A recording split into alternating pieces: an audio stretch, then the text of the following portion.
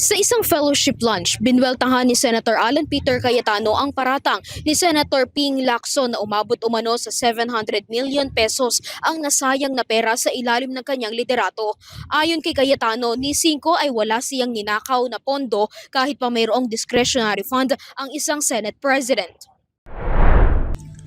Ang dating minority raw ang dahilan ng mga kaguluhan noon sa Senado katulad ng pagpapapasok ng mga tauhan ng National Bureau of Investigation ng armado para arestuhin ang lumitaw noon na si Senator Bato de la Rosa. Sila umano ang dahilan ng hindi pag-usad ng mga panukalang batas at maging ang pananakot umano sa kapwa niya nasa majority noon na lumipat sa minority upang makaiwas sa kaso. Estilo na raw umano ito ng dating minority na ngayon majority na matapos lumipat sina Senator Francis Escudero at Joel Villanueva. Yun ang strategy nila. Ba't tayo papasok sa strategy? In one sense, kailangan mo sagutin yung issue. So like yesterday. Kaugnay sa paratang ni Lacson, wala umanong winalda si Cayetano ni hindi rin umano niya nagamit ang discretionary fund na maaaring gamitin ng isang Senate President. Ko rin naman isipin ng tao, winaldas ko 700 million. Ni Cinco, may discretionary fund na pwedeng kunin ng Senate President. Maraming previous Senate Presidents, tens or hundreds of millions kinuha. Ni Cinco, hindi ako kumuha doon. Tapos sasabihin nila, 700 million, ginastos ko.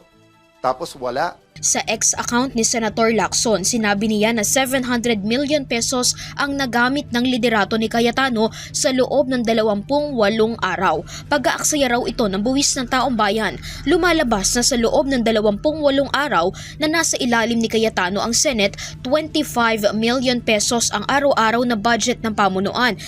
Ngunit binigyang diin ng dating Senate President na mayroong session breaks ang Senado. Ngayon, sasabihin ko, ang grupo ni Lacson at ni Gatchalian, 25 million today, walang nagawa. Tomorrow, 50 million, walang nagawa. O sa Monday, kung 5 araw na, 125 million, walang. Naka-break tayo eh. Meron pre-trial eh. Diba? So wag natin lokohin ang tao.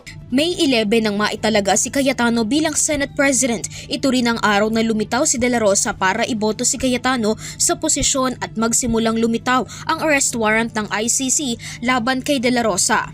Dito rin nagkaroon ng putukan sa loob ng Senado. June 3 naman ang mapatalsik si Cayetano at Senator Loren Legarda at palitan ni Gatchalian bilang acting Senate President at Senate President Pro Temp. Para sa Euro TV News, Criza Lopez, sumasaludo sa bawat Pilipino.